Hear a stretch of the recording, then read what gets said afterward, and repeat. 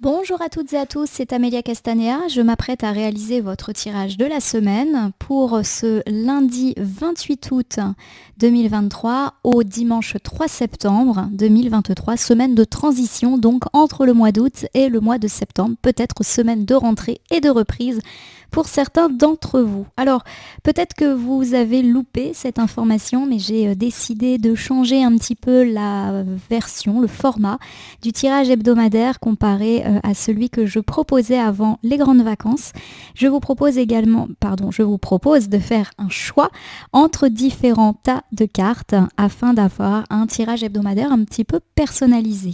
Alors, j'ai choisi pour votre tirage de la semaine, mais aussi pour tous les tirages quotidiens qui viendront, le tarot du corbeau que voici.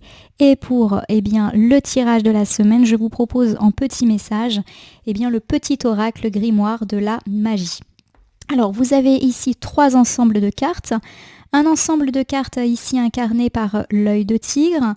L'ensemble du milieu qui est incarné par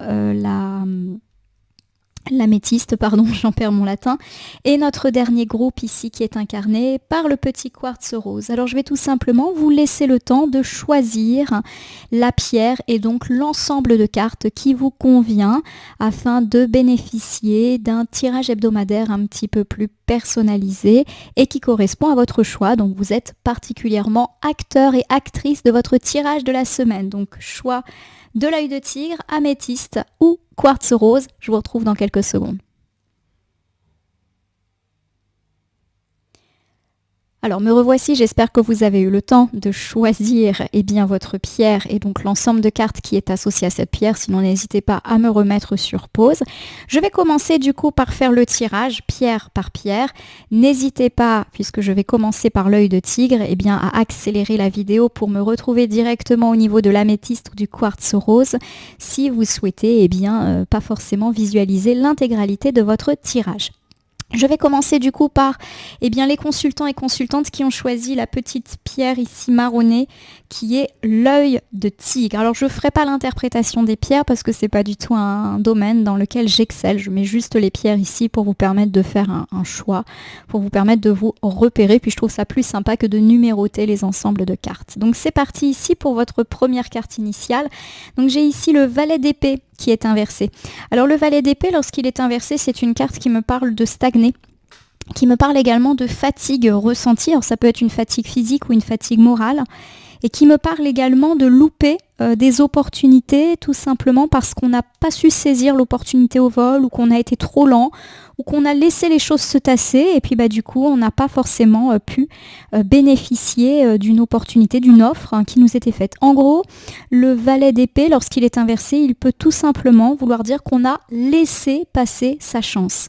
Alors on va voir si on a déjà laissé passer sa chance, ou si c'est quelque chose auquel il faut s'attendre pour cette semaine. On recouvre ici avec le roi de bâton. Alors le roi de bâton, c'est une carte qui va contrebalancer le valet d'épée inversé, car c'est une carte qui me parle d'être énergique, de se saisir justement du bâton, de se saisir de sa vie et de passer à l'action. Alors pour moi, on a vraiment un avant-après. Il y a vraiment cette idée pour vous qui avez choisi l'ensemble œil de tigre, que vous avez été un petit peu dans la stagnation ou dans la passivité ces derniers jours, voire ces dernières semaines. Alors peut-être par choix, parce que vous étiez extrêmement fatigué. Le valet d'épée, lorsqu'il est inversé, il peut parler de ça, le fait d'être tellement fatigué que on manque de motivation pour tout, et ça peut être une fatigue à la fois, je le répète, physique ou morale. Ça peut me parler également du fait que ça a stagné, parce que le contexte dans lequel on est fait qu'on n'avance pas, que les décisions ne dépendent pas de nous. Voilà, on est aussi parfois dans une passivité qui est imposée. Le roi de bâton, c'est plutôt une carte qui va vous incarner vous pour cette semaine, avec l'idée que vous allez enfin passer à l'action. Voilà, vous vous saisissez des choses. Alors, on avait évoqué avec le valet d'épée inversé que vous avez peut-être loupé votre chance, loupé une opportunité, et il y a l'idée que là, vous êtes un petit peu déterminé à ne plus laisser passer votre chance, peut-être même à rattraper le coup vis-à-vis d'une offre qui vous a été faite et que vous avez loupé. Pour l'instant, on n'a pas véritablement de domaine qui apparaît. Alors j'ai ici le 10 de bâton. Alors le 10 de bâton, c'est une carte qui parle beaucoup de travailler dur, d'assumer ses responsabilités. Donc c'est vrai que là, le domaine professionnel transparaît davantage. On me parle d'une semaine durant laquelle vous allez énormément travailler, faire beaucoup d'efforts et lutter pour obtenir ce que vous voulez. On me parle de travail dur, d'assumer ses responsabilités, d'avoir beaucoup de responsabilités pour cette semaine. Alors, mes consultantes qui avaient choisi donc ce premier ensemble, on me parle du fait que vous avez eu à subir ces derniers temps une période de passivité ou de stagnation. Soit parce que c'est vous qui avez un petit peu stagné et été passif par fatigue, par manque de motivation, soit également parce que ici on m'évoque une stagnation subie par un contexte ou parce qu'il y a des décisions qui ne vous incombent pas, notamment parce qu'on parle ici du domaine matériel. Et on me parle également peut-être d'avoir laissé passer une opportunité au cours de ces derniers temps. Il y a un petit peu l'idée que cette semaine, vous vous retroussez les manches et vous décidez de passer à l'action, éventuellement de rectifier le tir par rapport à une offre qui vous est passée sous le nez et vous êtes déterminé à travailler dur. Donc j'ai ici l'idée d'une semaine durant laquelle vous n'allez ni compter vos heures, ni vos efforts, ni votre énergie, pourquoi pas dans le travail, mais aussi pour ceux qui ne travaillent pas dans vos projets. Ça peut être tout type de projet, même si le matériel est davantage représenté. Vous vous retroussez les manches pour faire vos travaux, pour faire avancer un chantier, pour, je ne sais pas, mettre en œuvre le projet de déménagement que vous avez, mettre en vote votre maison. Vous faites un grand ménage de printemps. Voilà, il y a vraiment l'idée que vous avez du travail par-dessus la tête, et le travail, je le rappelle, c'est le travail au sens très large, pas forcément dans le cadre d'un emploi. En gros, ça va être une semaine plutôt chargée, où vous allez effectivement ne plus savoir où donner de la tête, et ça tombe bien parce que ça contrebalance un petit peu avec une forme de stagnation et de passivité qui n'a pas forcément été très positive ces derniers temps. Alors pour ceux qui ont loupé justement une offre et une opportunité, il y a l'idée que vous décidez aussi de faire vos preuves et de montrer que vous méritez une seconde chance, ou que vous méritez qu'on réétudie votre dossier en vous acharnant à la tâche. Alors on va regarder ici du côté de votre message. J'ai cette très belle carte jaune et qui me parle bien sûr d'optimisme. Je vous fais la lecture. J'entends un canari solaire festoyant sur de bons airs ses élans de joie. Je suis porté par ces chants de foi que l'on fredonne en chœur pour accueillir confiant le bonheur. Alors, cette carte, elle est résolument positive. De toute manière, le jaune, ça fait référence au soleil. Et vous savez que le soleil, en cartomancie, c'est le succès, la réussite, la joie et la gaieté. Donc, pour moi, il y a déjà l'idée d'une semaine joyeuse qui vous attend. Et même si, effectivement, c'est une semaine durant laquelle vous risquez d'être débordé, c'est un débordement plutôt heureux, plutôt joyeux. C'est vrai que tout à l'heure, j'ai évoqué le fait que vous n'alliez plus savoir où donner de la tête, mais je n'ai pas idée que cela va vous plomber le moral, que vous allez véritablement être stressé, être épuisé. Au contraire, il y a l'idée d'un regain d'énergie qui vous a manqué ces derniers temps. C'est comme si vous retrouvez un petit peu du poil de la bête et que là, vous êtes déterminé à avancer sous des émotions un petit peu plus optimistes. Voilà, vous croyez en vous croyez en vos projets, quels qu'ils soient, vous croyez en votre carrière, vous croyez en votre chance, en votre deuxième chance, et vous êtes déterminé à prouver que vous allez y arriver ou que vous méritez une deuxième chance, et je pense que vous entendez mon chien qui aboie et qui vous encourage en ce sens. On nous parle en tout cas d'une réussite, c'est-à-dire que tous ces efforts, ce travail acharné que vous allez porter à bout de bras au cours de toute cette semaine sera couronné de réussite. Pourquoi pas autour de la journée de dimanche, car la carte jaune fait justement référence à cette journée du dimanche. Donc une semaine certes faite de travail, mais qui se termine, j'ai envie de dire, tout en beauté pour vous qui avez choisi la pierre œil de tigre. Alors je vais maintenant passer au tirage de ceux qui ont choisi l'améthyste. C'est parti. On regarde ici votre première carte. Nous avons le 5 de coupe qui est inversé. Le 5 de coupe, lorsqu'il est inversé, me parle de se relever d'une période difficile, me parle de retrouver la paix, de pardonner éventuellement s'il y a eu des problématiques de conflit ces derniers temps, mais aussi d'accepter les choses et éventuellement d'accepter les difficultés que vous avez eu à supporter, parce que ça fait partie de la vie et que peut-être il y a eu des expériences ou des leçons qui ont été tirées. Donc pour moi, c'est une carte qui évoque une semaine de guérison, de résilience, de réparation, voire de réconciliation pour tous ceux qui ont eu des conflits. Je vous rappelle que les conflits peuvent tout à fait avoir lieu dans la sphère sentimentale, familiale, amicale, mais pourquoi pas aussi des conflits avec des collègues, avec des voisins. Voilà, c'est tous les conflits. On va recouvrir ici avec la reine de bâton. Alors la reine de bâton, c'est une carte qui me parle de séduction, qui me parle d'être lumineuse. Alors forcément, le mot reine vous fait peut-être penser à une femme, mais pas forcément. Moi, j'interprète pas les cartes comme ça. Pour moi, les cartes avec des têtes évoquent plus des traits de caractère et pas forcément des genres. Donc pour moi, il y a l'idée qu'effectivement, vous vous relevez.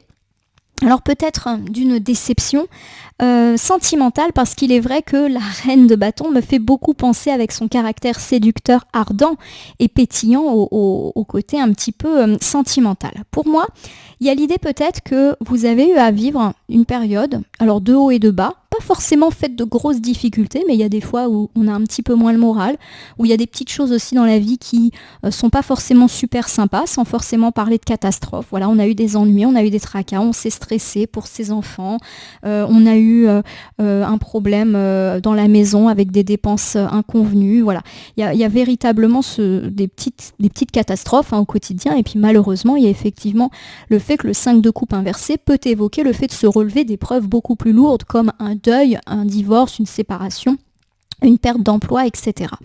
Il y a vraiment cette idée que cette semaine, ça sera la semaine de la résilience et que vous allez bien davantage prendre soin de vous. Premièrement, ça va se voir au niveau de votre comportement. Vous allez être beaucoup plus lumineuse, solaire. Voilà, vous sortez un petit peu de l'ombre et du noir, du tunnel, on va dire, dans lequel vous êtes et vous étiez. Ça va être un petit peu la semaine de la sortie pour vous. Vous allez faire attention aussi à votre caractère séduisant. Donc peut-être que vous allez en profiter pour prendre soin de vous, vous faire du bien. Donc par exemple, on prend un petit rendez-vous, on se remet au sport. Voilà, vous faites attention à votre caractère séduisant. Ce qui est assez intéressant parce que effectivement pour moi la sphère sentimentale ressort pas mal ici.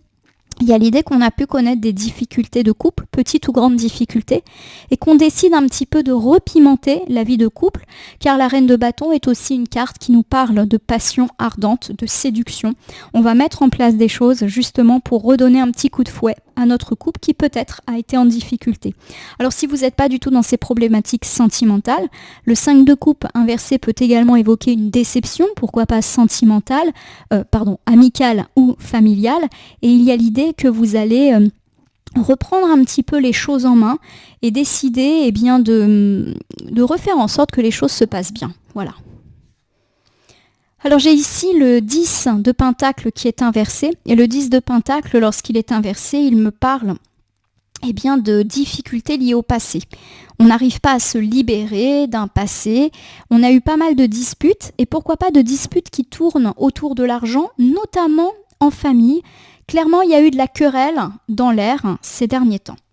Donc pour moi, effectivement, ce tirage, mes amis qui avaient choisi l'améthyste, nous parle du fait que vous sortez d'une période de conflit qui vous a quand même durablement affecté. Alors le conflit peut être sentimental, peut-être d'ailleurs même que vous vous relevez d'une rupture ou d'un divorce où il a été question pas mal de matériel, d'argent, de vente de maison, ce genre de choses, et qu'on s'est pas mal querellé au sujet des finances.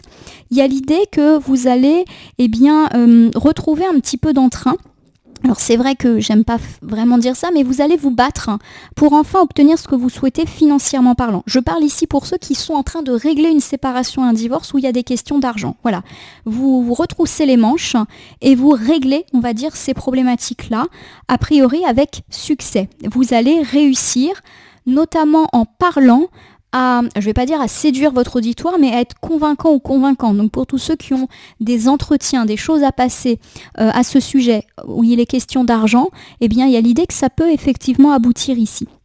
Si vous avez eu des conflits dans votre couple, et pourquoi pas sur fond d'argent, on se dispute parce qu'il y en a un qui dépense peut-être un petit peu trop d'argent, on s'inquiète sur la stabilité du couple financièrement parlant, ou alors tout simplement les difficultés financières font que tout le monde est sous tension et que des disputes peuvent éclater, il y a l'idée qu'on va pouvoir un petit peu mettre ça de côté. Cette période de querelle, elle est terminée, mais si vous vous en donnez les moyens.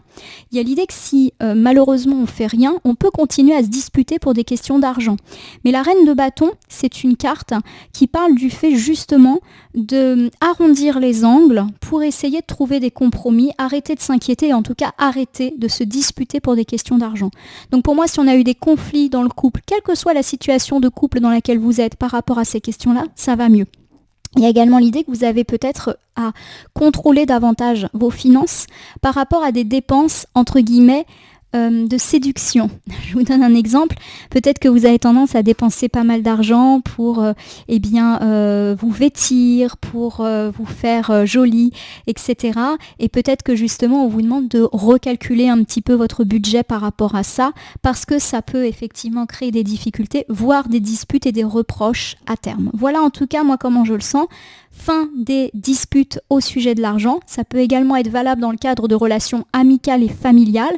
Pour tous ceux qui ont des difficultés à ce sujet, des questions d'héritage non réglées, le fait de rendre de l'argent à quelqu'un ou une personne vous doit de l'argent, il y a l'idée qu'effectivement, on arrive à ses fins en étant séduisant ou séduisante. Là, je ne parle pas du caractère sentimental des choses, mais plus en sachant amener les choses, en arrondissant les angles. Voilà. On arrive à nos fins. Je vais vous lire votre petit message de la semaine. Donc j'ai la couleur brun qui nous parle de l'ancrage. C'est une carte qui tombe rarement. Je vais la redécouvrir avec vous. Ventre de la terre, lit de bruyère. Dans tes sous-bois de mousse et de sève, ma peau se fait l'écorce de ton bois. Je m'enracine, m'enivre de toi. Dans tes profondeurs me fond en toi. Je suis mer, je suis terre et je suis toi. Alors cette très belle carte, pour moi, elle est porteuse de différentes significations. Premièrement, elle nous parle d'ancrage, donc de stabilité retrouvée dans les relations. Donc pour ceux qui ont eu des difficultés dans la sphère sentimentale, amicale ou familiale, les choses vont mieux. On a parlé du fait que ça pouvait être la semaine du pardon, de la réconciliation dans ces domaines-là, notamment s'il y a eu des petits soucis au niveau de l'argent. Ça, c'est la première chose, les relations se stabilisent. Tout de suite, ce qui m'a interpellée dans cette carte, c'est le mot « peau ». Et j'ai beaucoup parlé de séduction et d'éventuellement prendre soin de soi, être séduisant. Voilà, on est un petit peu aussi dans l'idée d'une semaine où on va faire attention à son caractère séduisant et séduisante. Pourquoi pas pour reconquérir l'autre? Pourquoi pas pour se mettre un petit peu à la page au niveau sentimental? On vous recommande quand même de faire attention aux finances si cela représente un budget colossal pour justement ne pas créer de nouveaux tracas. Voilà mes consultants et consultantes qui avaient choisi la pierre améthyste. Je termine du coup avec ceux qui ont choisi la pierre quartz rose. Je vais commencer ici avec votre carte initiale, le cavalier de Pentacle. Alors le cavalier de Pentacle, c'est une carte qui évoque la fiabilité, la loyauté et le fait d'être réfléchi. Voilà, donc en gros, vous passez à l'action, certes, mais après avoir réfléchi aux tenants, aux aboutissants, aux points positifs, aux points négatifs et aux conséquences à court, moyen et long terme. Donc pour moi, voilà, on me parle d'une semaine de réflexion, mais aussi d'action. Voilà, le cavalier de Pentacle, c'est celui qui agit et qui réfléchit à la fois. Alors j'ai ici l'arcane majeur de la force qui est inversée. L'arcane majeur de la force, lorsqu'elle est inversée, elle nous dit qu'on est dominé par nos peurs et par nos angoisses. Alors ce qui est intéressant, c'est qu'on a tout de suite évoqué le fait que ça serait une semaine d'intense réflexion et d'intense réflexion par rapport à tout ce qui nous stresse. La force inversée, elle nous dit qu'on est angoissé. Alors peut-être qu'on a des raisons d'être angoissé, mais peut-être aussi qu'on se monte le bourrichon un petit peu tout seul ou toute seule. Pour l'instant, il n'y a pas véritablement de domaine qui transparaît. Donc peut-être qu'on se fait du souci quant à notre devenir sentimental, quant à une relation familiale ou amicale, on se fait du souci pour le boulot, on se fait du souci pour nos enfants, on se fait du souci pour l'argent, on se fait du souci pour un projet de déménagement, voilà, on se fait du souci et il y a l'idée qu'on va pas mal y réfléchir. Malgré tout, j'ai l'impression qu'ici on ne me parle pas d'une prise de tête, c'est-à-dire qu'on ressasse sans cesse nos problèmes, mais plutôt l'idée qu'on va y réfléchir dans le but d'y mettre un terme ou en tout cas de trouver des solutions par rapport à ça. Nous recouvrons ici avec l'arcane majeur de la justice qui est inversée. Il y a derrière l'arcane de la justice, lorsqu'elle est inversée, justement, l'idée d'une injustice, l'idée d'une malhonnêteté, l'idée aussi de ne pas prendre ses responsabilités. Alors, il y a plusieurs choses pour moi qui transparaissent. Et je vais vous le faire domaine par domaine, puisque je vous le répète, il n'y a pas véritablement de domaine là qui ressort. Alors, on me dit ici, dans la sphère sentimentale, que vous avez à réfléchir quant à votre situation. Alors, mes amis célibataires, peut-être que si vous êtes en quête de l'amour, vous avez pas mal de réflexions qui sont en cours et vous avez pas mal d'angoisses qui vous taraudent, notamment des angoisses liées à la potentialité d'une rencontre, au fait de ne pas rencontrer la personne qui vous va, de devoir devoir encore attendre. Voilà, des choses un petit peu qui malheureusement sont difficiles à ne pas réfléchir justement. Et il y a un petit peu des sentiments d'injustice qui vous habitent. Il y a, à mon sens, cette idée peut-être que vous ressassez pas mal les éventuelles déceptions et injustices dont vous avez été victime dans le cadre de relations passées.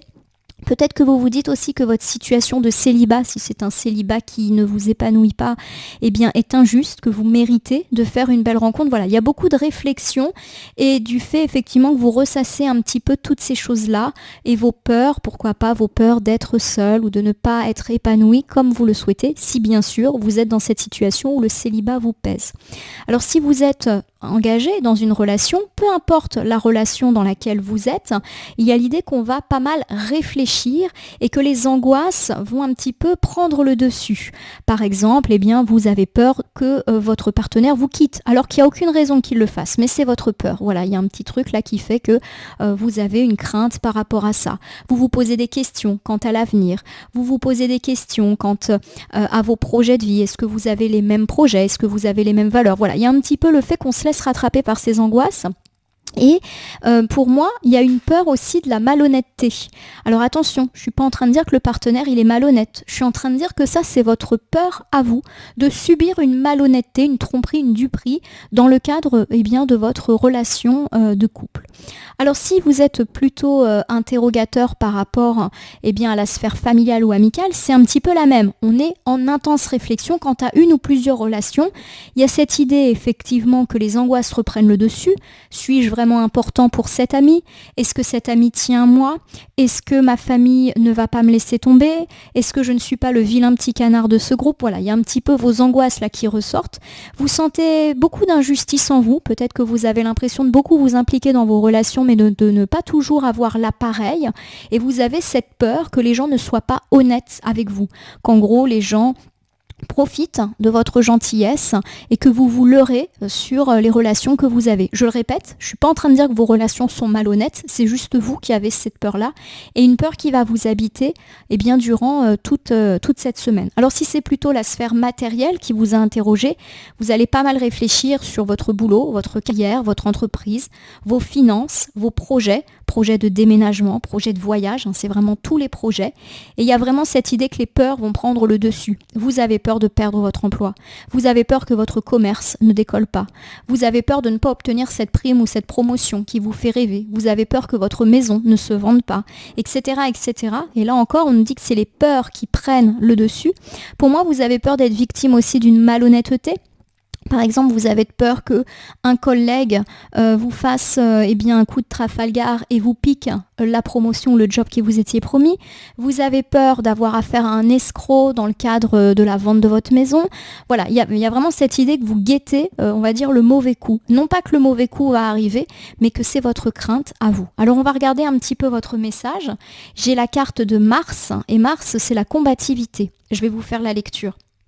Mars, allié à tes côtés, je ne saurais chavirer, jamais naufrager contre vents et marées, à bon port, j'arriverai.